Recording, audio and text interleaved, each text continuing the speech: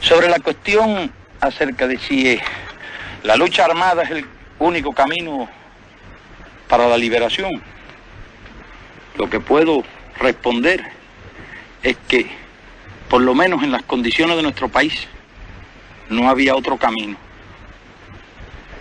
Y en nuestra opinión, en las condiciones de la inmensa mayoría de los países de América Latina, no hay otro camino que la lucha armada.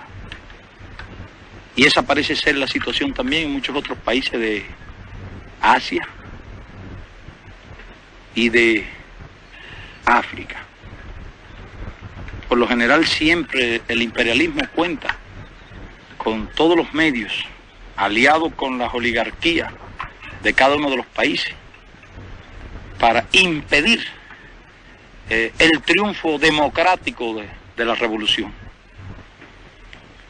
Y tiene atado a los pueblos por una especie de nudo gordiano, que solo se puede quebrar mediante la lucha armada. Además, el camino de la lucha armada no es el camino que hayan escogido los revolucionarios, sino es el camino que los opresores le han impuesto a los pueblos. Y los pueblos entonces tienen dos alternativas: o doblegarse o luchar. Y luchar de la única forma en que pueden llegar a vencer al enemigo, que tienen más recursos económicos, infinitamente más, que tienen mucho más recursos técnicos. La guerrilla significa el empleo de los recursos del terreno y sobre todo el empleo de los recursos sociales de un pueblo para superar las ventajas que el enemigo posee en recursos técnicos y en recursos de tipo económico.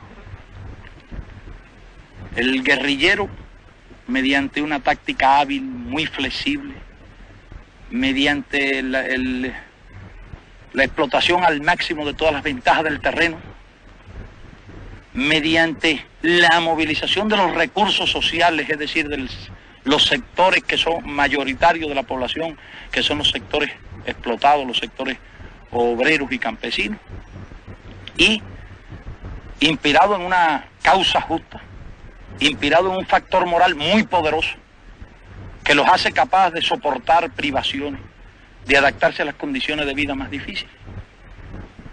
Toma ese camino, que es el único camino para lograr conseguir un objetivo revolucionario.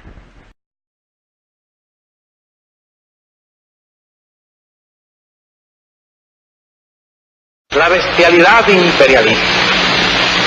Bestialidad que no tiene una frontera determinada ni pertenece a un país determinado. Bestias fueron las hordas hitleristas, como bestias son los norteamericanos hoy, como bestias son los paracaidistas belgas, como bestias fueron los imperialistas franceses en Argelia.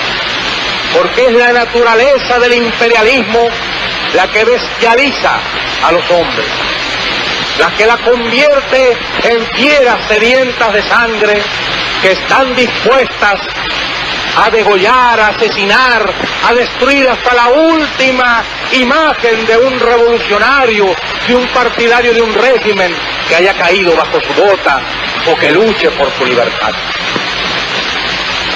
Y la estatua que recuerda a Lumumba, hoy destruida pero mañana reconstruida, nos recuerda también en la historia trágica de ese mártir de la revolución del mundo, que no se puede confiar en el imperialismo, pero ni tantito así, nada.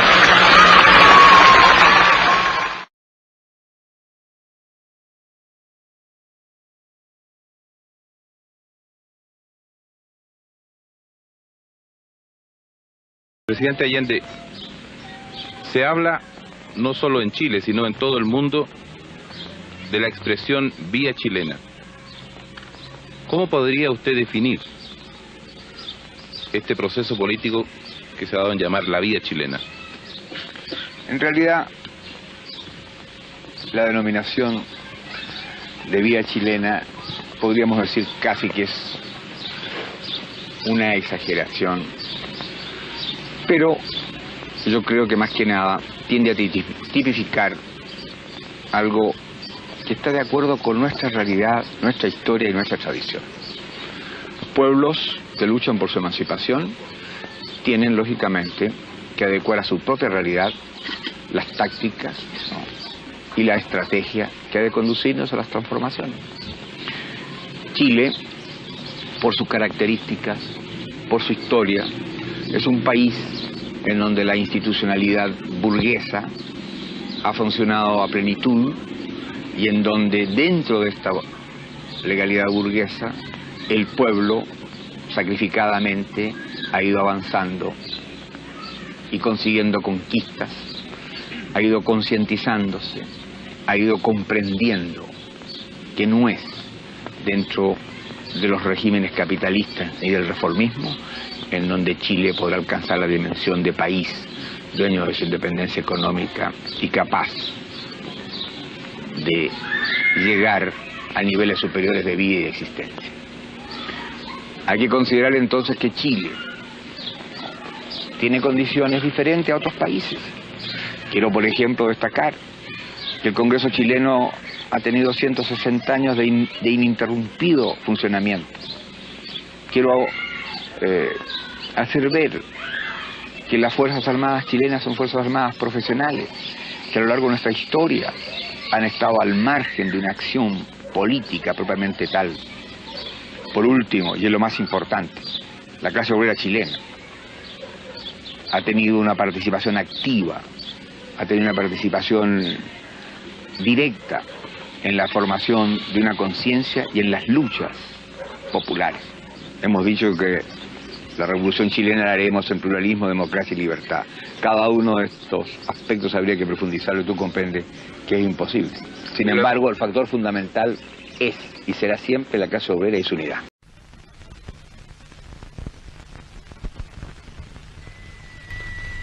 Indudablemente que en este momento, dentro del panorama nacional y enfrentado a la dictadura, hay tres acciones. Una es la guerra revolucionaria, otra es una insurrección que parece proliferar en el ejército, etcétera, con los generales y todo eso. Y el otro es la línea pacífica de la normalización institucional. Son las tres acciones que se están realizando.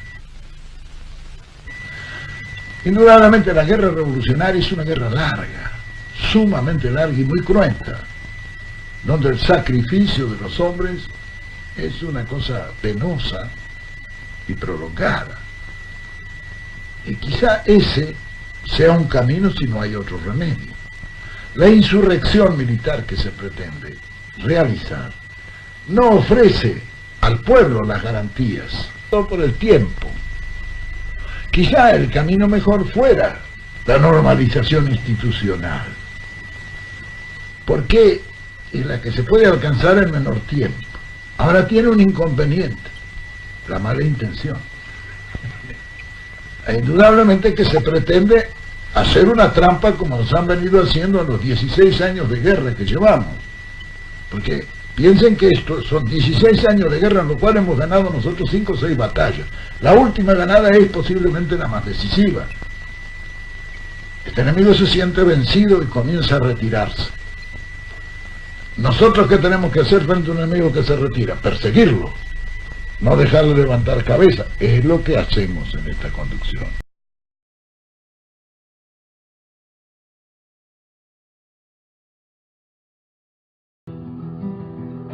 Escucho, la continuación de la lucha armada por parte del Ejército Revolucionario del Pueblo significa concretamente que van a continuar los secuestros de ejecutivos de grandes empresas. Mientras los ejecutivos de grandes empresas sigan explotando al pueblo argentino, nuestra organización va a seguir tomando medidas contra los ejecutivos de las grandes empresas.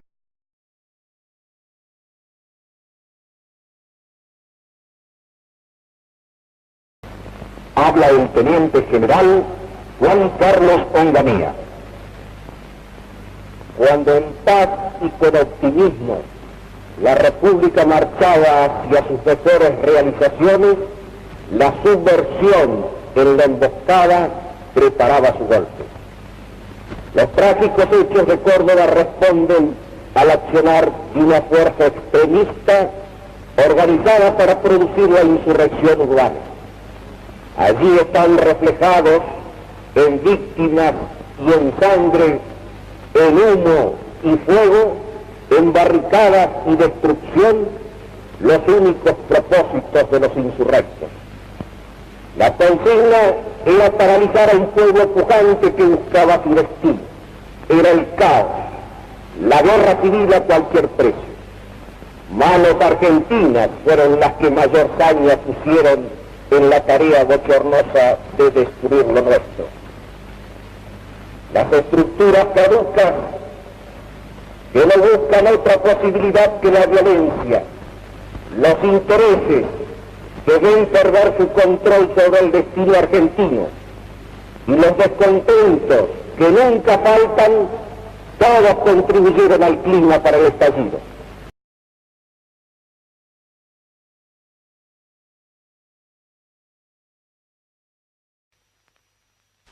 Este es uno de los caminos que conduce al puente El Trébol de Ezeiza. Ustedes vean el aspecto que ofrece. Aún el teniente general Juan Perón no llegó al país. Sin embargo, son muchas las personas que se alejan de los alrededores del palco levantado para que el ex mandatario haga uso de la palabra. ¿Por qué? Todas esas personas decididamente, con el pecho descubierto, se encaminan hacia el sitio desde donde proviene el fuego por parte de un sector. Como ustedes saben, esto se trata de un enfrentamiento entre dos tendencias. El avance es masivo, portando banderas. Realmente es una escena, fíjense lo que es ustedes. No necesita descripción. Una corrida en masa. Algunos, por supuesto, se dirigen directamente a buscar protección. Aquí vean aquí, realmente la situación se torna tensa y confusa por cuanto las balas perdidas abundan.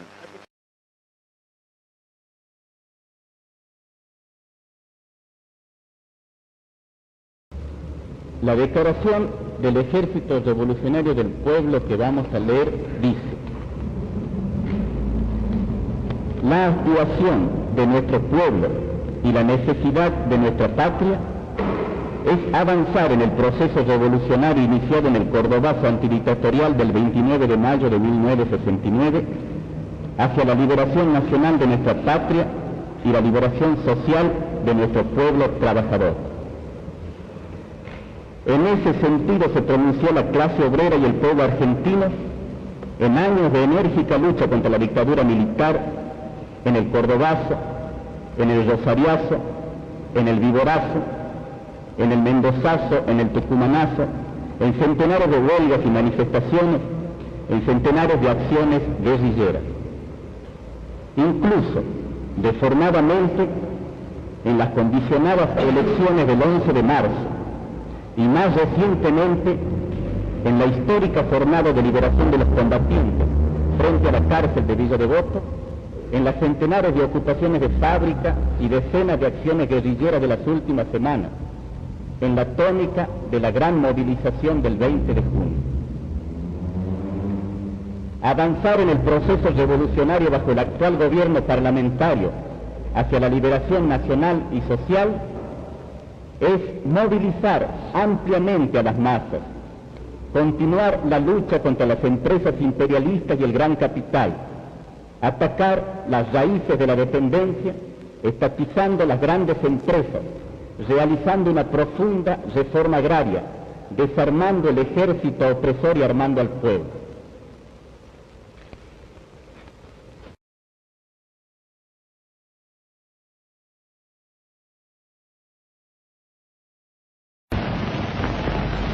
Compañeros,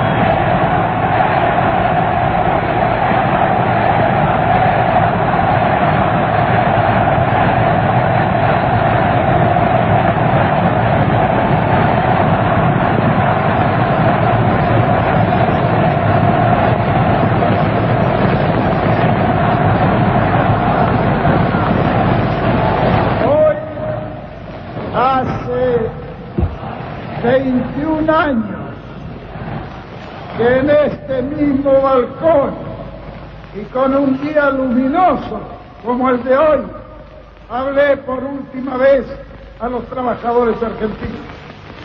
Fue entonces cuando les recomendé que ajustasen sus organizaciones porque venían días difíciles. No me equivoqué, ni en la apreciación de los días que venían, ni en la calidad de la organización sindical. A través de 20 años, pese a estos estúpidos que gritan,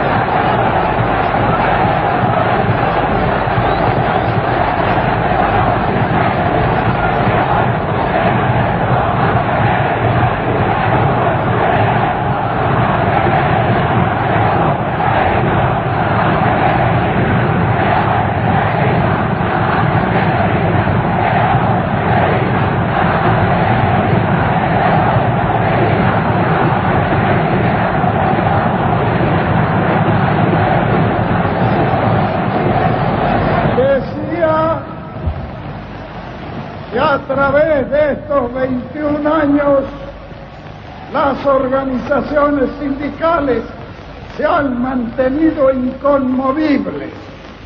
Y hoy resulta que algunos imberbes pretenden tener más méritos que los durante 20 años lucharon.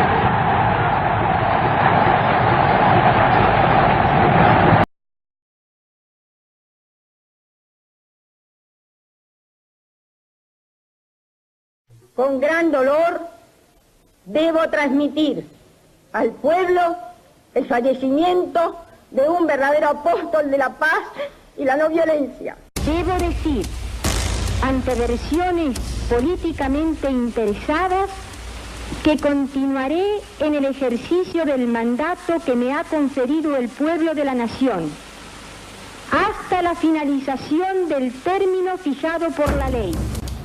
Llegamos a 1977 con esta institución. ¿Con cuál institución se refiere? Con el Congreso de la Nación Argentina. Las instituciones son permanentes, entiendo que sí. Por cierto que sí.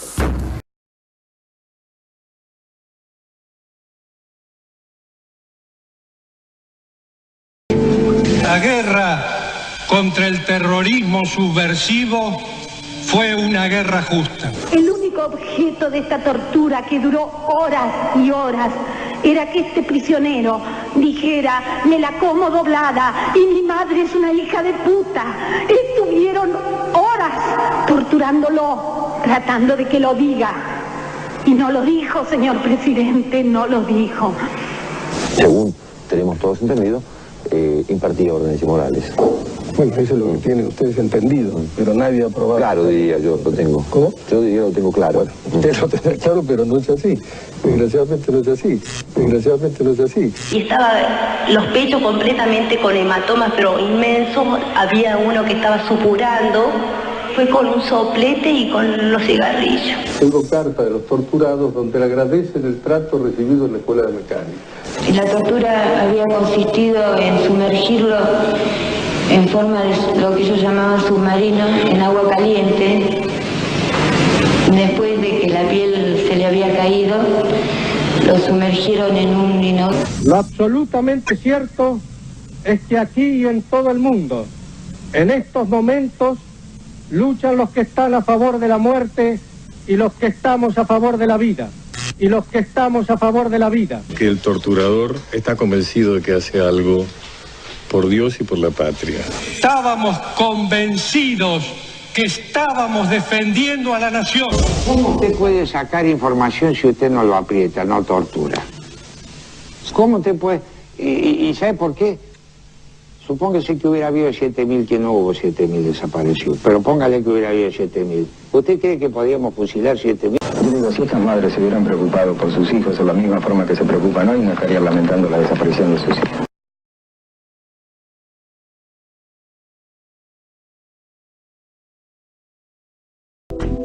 La subversión estaba derrotada en 1976, de modo que fue una excusa. La lucha contra la guerrilla fue una excusa para imponer el plan económico y para liquidar a todos los sectores políticos del centro a la izquierda. Entonces, la excusa de la subversión sirve, constantemente sirve. Luchamos contra la subversión es terrible, etcétera, etcétera, pero sirve para instaurar en el país un sistema económico que favorece a las grandes empresas. Las pequeñas y medianas empresas se funden, porque todas las fábricas cierran las persianas, porque todas las enormes fábricas, los monopolios para los cuales se ha hecho este golpe, y se han beneficiado con este golpe, se devoran a las pequeñas fábricas o las pequeñas fábricas se funden. El golpe también se hace para robar,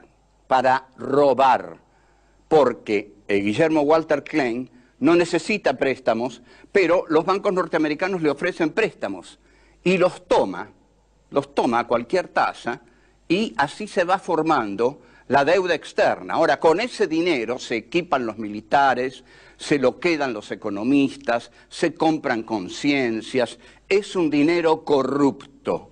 Ese dinero corrupto forma la deuda externa argentina, que es ilegal, y que es el señor Domingo Cavallo el que la estatiza, el que la hace formar parte del Estado. Domingo Cavallo, ¿no? Economista de Menem y de la Rúa.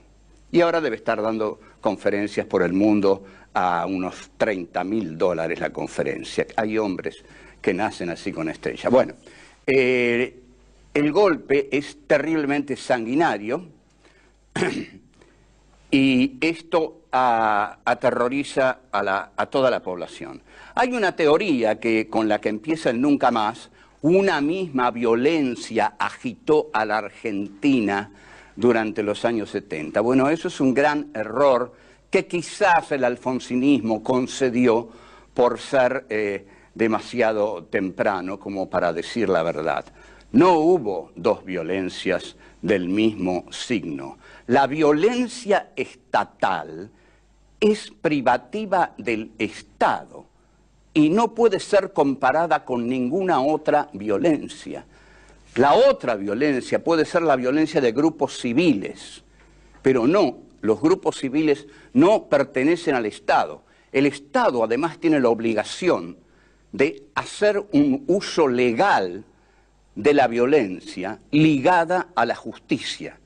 Pero esto no se hizo así, se hizo una violencia clandestina basada en la desaparición de los cuerpos. Dos palabras sobre la desaparición de los cuerpos. No hay dos demonios, por favor, escúchenme bien, se los pido por favor, no hay dos demonios, sobre todo porque cada militar que moría, los familiares tenían el cuerpo, lo podían velar, lo podían enterrar, la madre, el padre, el hijo, lo que fueran, podían ir al cementerio, podían llorar, podían rezar, sabían que había muerto, que no iba a volver más.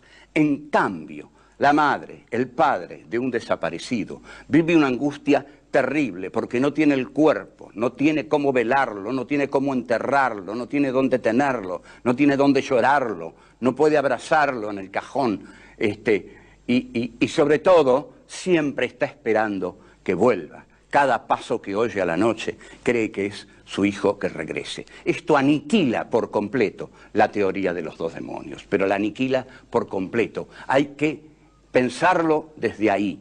Unos tuvieron los cuerpos, otros no tuvieron los cuerpos. Se acabó. No hay dos demonios.